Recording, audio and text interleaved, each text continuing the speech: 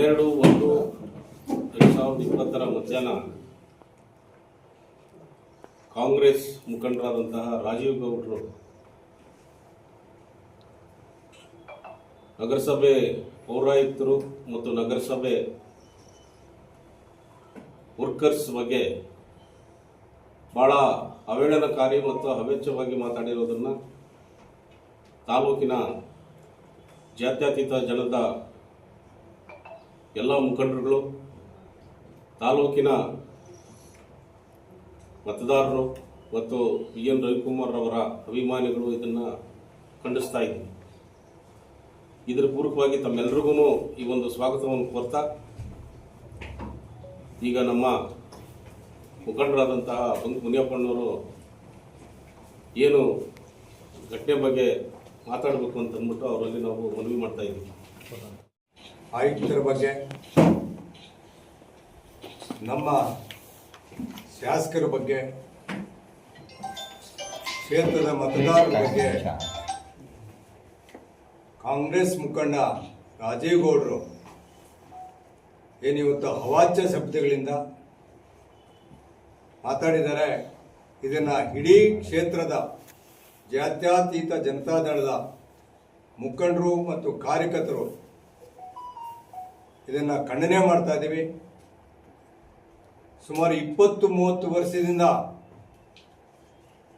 ಬೇರೆ ಪಕ್ಷದವರು ಆಡಳಿತ ಇದ್ರೂ ಸಹ ಇದುವರೆಗೂ ಇಂಥ ಅವಾಚ್ಯ ಶಬ್ದಗಳನ್ನು ಒಬ್ಬ ಅಧಿಕಾರಿ ಮೇಲೆ ಮಾತಾಡಿ ಮತ್ತು ಹೇಗೀಗ ಅಧಿಕಾರಯುತ ಶಾಸಕರ ಬಗ್ಗೆ ಅಗ್ರವಾಗಿ ಮಾತಾಡಿರೋದು ಅಂದರೆ ಇದು ಮೊದಲನೇ ಸಾರಿ. ಯಾಕಂದರೆ ಸುಮಾರು ಹಿಂದೆ ಕಾಂಗ್ರೆಸ್ ಮುಖಂಡರು ಮಂತ್ರಿಗಳಾಗಿದ್ದರು, ಶಾಸಕರಾಗಿದ್ದರು, JDS ಶಾಸಕರಾಗಿದ್ದರು. ಇದುವರೆಗೂ ಯಾವುದು 30 ವರ್ಷದಿಂದ ಇದುವರೆಗೂ ಇಂಥ ಘಟನೆ ನಡೆದಿಲ್ಲ. ಎಲ್ಲೋ ಒಂದು ಕಡೆ ರಿಯಲ್ ಎಸ್ಟೇಟ್ ಮಾಡಿಕೊಂಡು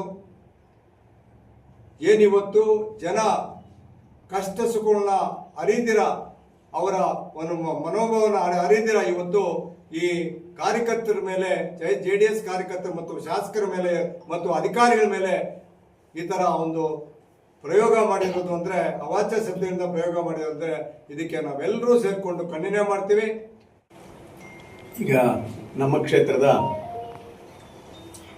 ಡೆಪ್ಯೂಟೆಡ್ ಕ್ಯಾಂಡಿಡೇಟ್ ಆದಂಥ ರಾಜು ಗೌಡರು, ನಮ್ಮ ನಗರಸಭೆ ಆಯುಕ್ತರು ಮತ್ತು ಅಧಿಕಾರಿ ವರ್ಗ ಮತ್ತು ಎಲ್ಲರೂ ಕೂಡ ಭಾಳ ಕ್ಷಣಿಕವಾಗಿ ಅವ್ರ ಮನೆ ಕೆಲಸದವ್ರನ್ನು ಕೂಡ ಮಾತಾಡಲಿಕ್ಕೆ ಸಾಧ್ಯ ಇಲ್ಲ, ಅಷ್ಟು ಹೀನಾಮಾನವಾಗಿ ಮಾತಾಡಿದ್ದಾರೆ.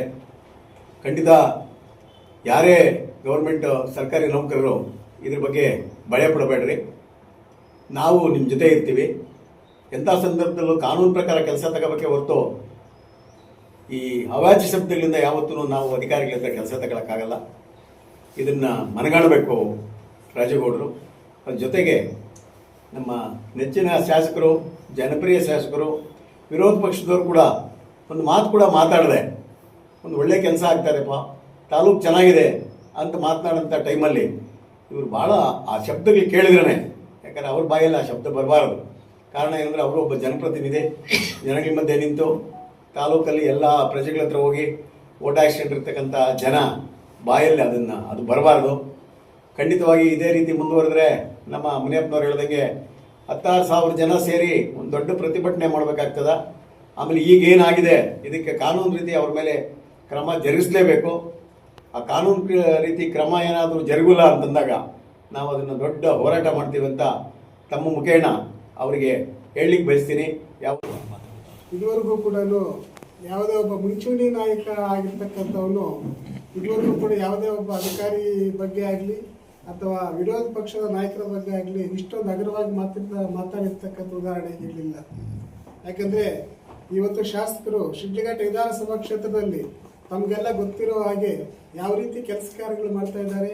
ಪಕ್ಷಾತೀತವಾಗಿ ಇಡೀ ಕ್ಷೇತ್ರದಲ್ಲಿ ಅವರು ಶಿಕ್ಷಣಕ್ಕೆ, ಆರೋಗ್ಯಕ್ಕೆ ಮತ್ತು ಇಡೀ ಒಂದು ರಸ್ತೆಗಳ ವಿಚಾರವಾಗಿ ಎಲ್ಲ ಸರ್ವತೋಮುಖ ಅಭಿವೃದ್ಧಿಗಾಗಿ ಯಾವ ರೀತಿ ಅವರು ಕೆಲಸ ಮಾಡ್ತಾ ಇದ್ದಾರೆ ಅಂತಕ್ಕಂಥದ್ದು ಎಲ್ಲರಿಗೂ ಗೊತ್ತಿರ್ತಕ್ಕಂಥ ವಿಚಾರ.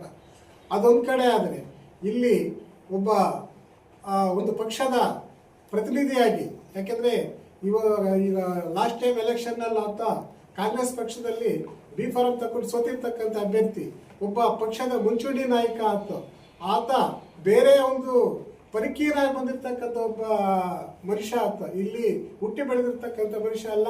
ಈ ರೈತರ ಬಗ್ಗೆ ಗೊತ್ತಿರ್ತಕ್ಕಂಥ ವಿಚಾರ ಗೊತ್ತಿರ್ತಕ್ಕಂಥ ಮನುಷ್ಯ ಅಲ್ಲ. ಅಥವಾ ನಮ್ಮ ಶಿಡ್ಲಘಟ್ಟ ಪ್ರಕೃತಿ ಬಗ್ಗೆ ಅದಕ್ಕೆ ಯಾವುದೇ ರೀತಿಯಾದಂಥ ಒಂದು ಮಾಹಿತಿ ಗೊತ್ತಿಲ್ಲದೆ ಇರ್ತಕ್ಕಂಥ ಮನುಷ್ಯ. ಅಂತ ಒಬ್ಬ ಮನುಷ್ಯ ಬಂದು ಇಲ್ಲಿ ಒಂದು ಪಕ್ಷದ ಮುಂಚೂಣಿ ನಾಯಕನಾಗಿ, ಒಬ್ಬ ಪಕ್ಷದ ನಾಯಕನಾಗಿ, ಒಂದು ಮುಂಚೂಣಿ ನಾಯಕನಾಗಿರ್ತಕ್ಕಂಥ ವ್ಯಕ್ತಿ ಈ ರೀತಿ ಒಬ್ಬ ಅಧಿಕಾರಿಗಳನ್ನ ಮತ್ತು ಇಲ್ಲಿರ್ತಕ್ಕಂಥ ಸರ್ವತೋಮುಖ ಅಭಿವೃದ್ಧಿ ಮಾಡ್ತಕ್ಕಂಥ ಒಬ್ಬ ಶಾಸಕರನ್ನ ಅವಹೇಳನಕರವಾಗಿ, ತುಚ್ಛವಾಗಿ ಮಾತಾಡಿರ್ತಕ್ಕಂಥದ್ದು ನಿಜವಾಗ್ಲೂ ಕೂಡ ಪ್ರತಿಯೊಬ್ಬ ಶಿಡ್ಲಘಟ್ಟ ವಿಧಾನಸಭಾ ಕ್ಷೇತ್ರದಲ್ಲಿ ಪ್ರತಿಯೊಬ್ಬ ನಾಗರಿಕನು ಕೂಡ, ಪತ್ರಿಕಾ ಮಾಧ್ಯಮ ಅಲ್ಲ, ಪ್ರತಿಯೊಬ್ಬ ನಾಗರಿಕನು ಕೂಡ ಇರ್ತಕ್ಕಂಥ ಇದನ್ನ ಖಂಡಿಸ್ತಕ್ಕಂಥ ಒಂದು ವಿಚಾರ ಅಂತ ಈ ಸಂದರ್ಭದಲ್ಲಿ ಹೇಳಕ್ಕೆ ಇಷ್ಟಪಡ್ತೀನಿ. ಇಂದಿನ ದಿನ ಒಬ್ಬ ಮಹಿಳೆ ಮೇಲೆ ಅತ್ಯಾಚಾರವಾಗಿ ಅವರನ್ನು ಯಾವ್ಯಾವ ರೀತಿ ನಿಲ್ಲಿಸ್ತೇವೆ ಅಂತ ಮಾಧ್ಯಮ ಮಿತ್ರರೆಲ್ಲ ಕೇಳ್ತೀವಿ. ಶಿಡ್ಲಘಟ್ಟ ತಾಲೂಕಿನ ಜನತೆಯ ನೆಮ್ಮದಿಯನ್ನು ಕೆಡಿಸುವಂಥ ವ್ಯವಸ್ಥೆ ಈಗ ಕಾಂಗ್ರೆಸ್ ಮುಖಂಡರಾಗಿ ಬಂದಿರೋಂಥ ರಾಜೇಗೌಡರು ಮಾಡಿದ್ದಾರೆ. ನಮ್ಮ ತಾಲೂಕಿನಲ್ಲಿ ಅನೇಕ ಹಿರಿಯರು, ಕಾಂಗ್ರೆಸ್ ಆಗ್ಬೋದು, ದಳ ಆಗ್ಬೋದು, BJP ಆಗ್ಬೋದು, ಎಲ್ಲರೂ ನಾಯಕತ್ವ ಪಡೆದು ಜನಗಳು ಅವರವರ ಕೈಲಾದಂಥ ಸೇವೆಗಳು ಮಾಡಿ ಇದುವರೆಗೂ ನೆಮ್ಮದಿ ಕಾಪಾಡಿಕೊಂಡು ಬಂದಿದ್ದರು.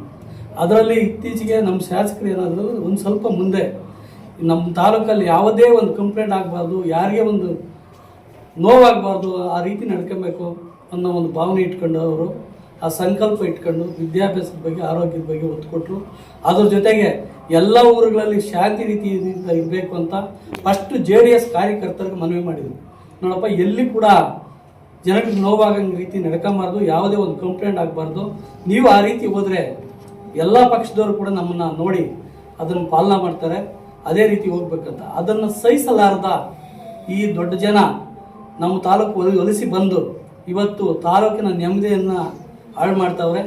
ಅದಲ್ಲದೆ ಒಬ್ಬ ಜನಪ್ರತಿನಿಧಿನ ಶಿಡ್ಲಘಟ್ಟ ತಾಲೂಕಲ್ಲಿ ಜನ ಯಾವ ರೀತಿ ನೋಡ್ತಾವ್ರಂತ ಅದು ಮನಗಂಡದೆ ಅವರನ್ನ ಯಾವ್ಯಾವ ರೀತಿ ಮಾತಾಡಿದ್ದಾರೆ ಅಂತ ಆ ಕೆಟ್ಟ ಮಾತು ನಮ್ಮ ಬಾಯಲ್ಲಿ ಕೇಳಬಾರ್ದು. ಆದರೂ ಕೂಡ ನಮಗೆ ಭಾಳ ನೋವಾಗ್ತದೆ. ಅದನ್ನು ನಾವು ಖಂಡನೆ ಮಾಡ್ತಾ ಇದ್ದೀವಿ. ನಾನು ಒಬ್ಬ JDS ಉಪಾಧ್ಯಕ್ಷನಾಗಿ ತಾಲೂಕಿನ ಜನತೆಗೆಲ್ಲ ನಾನು ನಮಸ್ಕರಿಸೋದೇನೆಂದರೆ, ಇಂಥ ಜನನ್ನ ಅವಕಾಶ ಯಾವುದೇ ರೀತಿ ಬಂದಾಗ ಕೂಡ ಅವಕಾಶ ಕೊಡಬಾರ್ದು. ಒಳ್ಳೆ ಜನ ಯಾವುದೇ ಪಕ್ಷದವ್ರು ಬರಲಿ ಅವ್ರಿಗೆಲ್ಲರಿಗೂ ನಾವು ಸಹಕರಿಸೋಣ ಅಂತ ಈ ಸಂದರ್ಭದಲ್ಲಿ ಹೇಳ್ತಾ, ಈ ಕ್ಷೇತ್ರದ ಜನರಿಗೆ ಸೇವೆ ಸಲ್ಲಿಸಿರ್ತಕ್ಕಂಥ ನಿದರ್ಶನ ಇದೆ. ಪರ ವಿರೋಧ ಇದೆ.